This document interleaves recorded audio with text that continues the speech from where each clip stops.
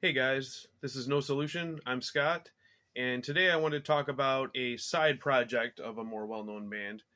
The side project is Mistigo Varggoth Darkestra, and you may know it from the absolutely awesome, completely illegible logo. Yes, apparently that says Mistigo Varggoth Darkestra. This is a side project of Knjaz Varggoth. I'm not sure about the pronunciation of the first word. I got all kinds of different answers when I looked online. He is the main man of Nokturnal Mortum.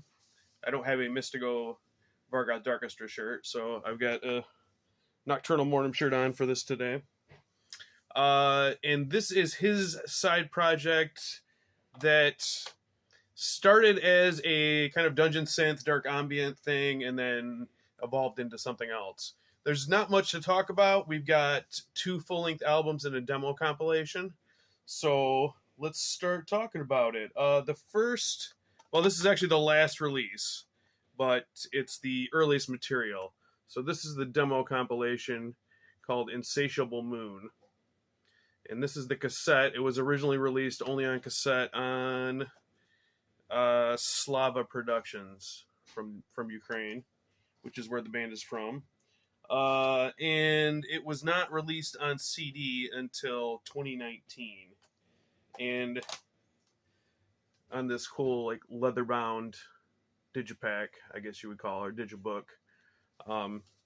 There's not much in here. It's basically, you get the album cover and just a short liner notes thing. Yeah, that's it. This is the first time it was released on CD, though, so I really wanted to get it. And this kind of leather packaging is really cool. Not sure if it's real leather. They say it is, but whatever. So what this is a compilation of the the only 2 demos, both from 1996. The first one is called Paganism, and the second one is called Wolf's Eyes. So we'll start with the first demo, Paganism. Most of it is a 16-minute track called Hunger of the Moon. It's really just like one sustained keyboard note with a really simple drum machine and then some simple keys over it, kind of providing a melody. Very melancholy sounding, very, very pleasant to listen to, but there's not really much going on. I mean, it's really kind of background music. I described it as Baby's first John Carpenter score that has that feeling, but even more minimalistic. And then there are 3 short tracks after that are kind of just like soundscapes, no drums, just keys on those. Nothing I would say you've got to go out of your way for. I'm not an expert on dungeon synth or dark ambient at all. I enjoyed it for what it was, but it's nothing I would seek out if I wasn't just trying to complete a discography of the band. The second demo, Wolf's Eyes, the first song, why can't I, I didn't write down the name of it. The first song of it sounds really sinister, which is the first hint of that in this project. It was all just kind of melancholy before. No wonder I couldn't remember. Die Willowmened. Yeah, anyway, the first track on the second demo. So yeah, it was a nice addition to the sounds that he's doing, and there's also started adding some sound effects like crickets and nature sounds and whatnot. And it's kind of a droney track with some strange horn-like sounds over it. And as it goes on, there's a couple of instances of some folk melodies that hadn't been there before. Kind of more of a melody you might associate with Nokturnal Mortum's music, but obviously in a dark ambient vein instead of a metal vein. The songs are a little more complex. There's more going on, but it's not complex. It's still pretty minimalistic. So those were the demos, and these are demos like in the true sense of what a demo is, in my opinion. It's trying things out and trying ideas and seeing what works, not what demos are kind of these days. It's just like, here's a shittier recording of what we're going to put out on our official releases. And so yeah, if you're a fan of this project, I would say check it out, but not a high recommendation for me on that one. So then 1997, we go into the first full length. It's called Midnight Full Moon, and this was on Metal Agent Productions, also from Ukraine. And that was the original cassette release that and then there's also the 2019 leather digibook version. So we got a gold logo this time instead of silver, and it has a different cover, which I think is actually pretty sweet. So I'll show that.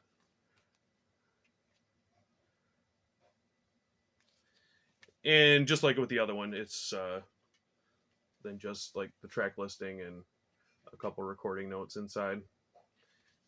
And there's nothing on the back covers of these. It's just the logo on the front.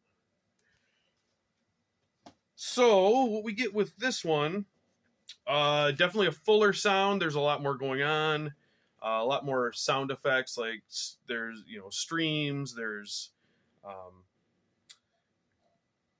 and again, like crickets, nature sounds. He uses vocals for the first time. I assume they're a synth setting, but it's like a choir sound. It's obvious it's not completely organic, but they're there. Add something to the songs. The drum machine sound is much better. Most of these are still based on kind of looping melodies or rhythms. So still minimalistic, but there's more to sink your teeth into on this one. And this one feels like an album. It goes through different moods and kind of takes you on a journey, kind of the soundtrack to an imaginary film that I feel like a lot of these projects are going for. So we give a mix of the melancholy and the sinister on this. Let's see if I pick out some highlights on it. Yeah, the opening track, Awakening of the Secrets of the Dreaming Woods, is that's the longest one. It's like 11 minutes. But there's more going on than the long track in the past. And then we go into Raining Darkness of the Forest Land Midnight. And in this we get like rain and thunder sounds, and you feel like each song is going for a distinct mood or atmosphere, and the song titles reflect that, and then add sound effects and whatnot to kind of augment it. We get Dracul, the Triumph of the Blooded Moon. This is more of a triumphant sound with some martial drums in it. My favorite track on here is Algol's Black Lights. It sounds less like John Carpenter and more like, I guess, 70s Tangerine Dream, I guess I would say. There's a sense of menace to it, which is good after a lot of it just kind of being what I would call chill out music. And then the last song, The Majestic Flight Above the Burning Churches of the Ancient Oriental Land, is like the end credits where evil wins. So I really enjoyed this one, and I'm, again, like I said, I'm not an aficionado of this style, but I would definitely recommend Midnight Full Moon. Then we go completely off the rails. Not off the rails in a bad way, but this is the second and final full length, The Key to the Gates of Apocalypses. If anybody knows about this one, it's probably because it is one 72-minute track. And I do not have the leather book edition of this. The logo on that one is blue. And do I wish I had it to have a matching set? Yeah, kind of, but it was too expensive to get from something I already had.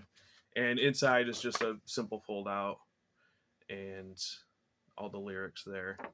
Yes, lyrics. We have vocals this time. This is more of a straight up black metal album. And I'll show the tape as well. It was originally released on tape. And there's the cover. This edition is from the End Records, a US based label that started from two Russian guys who had gone home and found a bunch of Russian bands that they thought deserved more attention, so they started a label here, and then obviously it changed and morphed into different things, but that's kind of how it started. And Nokturnal Mortum was one of their first releases, so this also came out on the end. It's available. It's not cheap, but it's not crazy expensive either if you wanted to check it out. So now we're moving into a mixture of ambient and just straight up black metal, which there have been absolutely no metal elements on either of the other well, I guess the three releases they had before that. So this could be said, you could definitely break this into songs. And on the reissue they did break it into separate tracks, but they're just numbered. There's no song titles. So with this, I kind of was trying to go through and mark off all the different parts that we get into, but I wasn't going to do that for 72 minutes and bore everybody with that. But just to an overview, we start out with a lot of sound effects, footsteps. You hear a torchlight. There's some goats. So kind of getting into the concept, like you imagine a wizard going into a old castle and lighting a torch and maybe a sacrifice. Then at 5 minutes, we get some martial drums and sounds of warfare. Then around 7.5, we get an old organ sound that goes into the first guitars, and then we got some black metal vocals. So I'm wondering if people who were following this project before and then heard this were like, "What the hell?" Because yeah, it's quite a departure. We get a repeating riff that's kind of slow and doomy with some trem riffs in the background. And at the end of this section, the vocals scream, "The gates are opened." So I'm not sure what the concept is supposed to be, but obviously the keys to the gates of apocalypses. Our protagonist is opening the gates to destroy the world, I would guess. We get some more metal parts.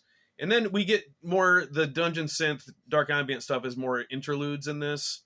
At 12 minutes, we get some growling animal sounds with a synth line. And then at 15 minutes, we get the synth and the guitars merge, and we get like a really awesome mid-pace part that's kind of like the main theme of the piece that we keep coming back to.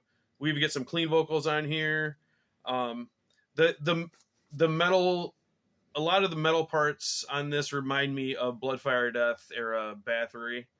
Sort of not fully Viking, but leaning in that direction, like that transition period with Bathory. We get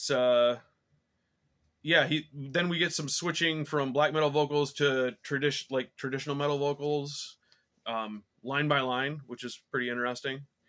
33 minutes, we get some chanting and choirs, and then 44 minutes, we get a really big dungeon synth part that's like more orchestral that he hadn't done before.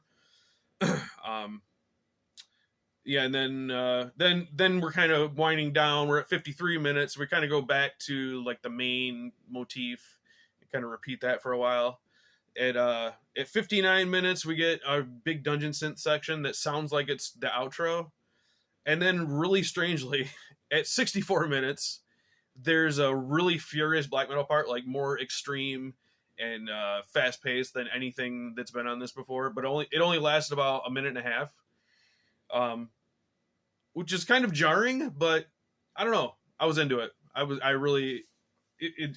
was kind of a wake up call when you kind of think like the album's done, and they're like, nope, here we go. And then we can continue the dungeon synth part until the main outro starts at like 69 minutes and is really cool and catchy. So this is definitely not a minimalistic album. It's not complex. I would call it kind of ornate. There's a lot more layers onto things, but you're not going to have trouble following what's going on. It's not proggy in any way. That was the first thing I heard from this band. The only thing really, for years. And then I found out they had other releases, and listen to them, and I actually did enjoy them. They're quite different, but there is a through line. You can see how they got from one part to another. And then that was it. That's the end of that project. Varggoth has just concentrated on Nokturnal Mortum since then. So, but I thought this was a cool side project to talk about. I don't really hear anybody talk about it, and I think it's really worth your time. So I'll leave some links below so you can check it out at your leisure. All right, guys, thanks for watching.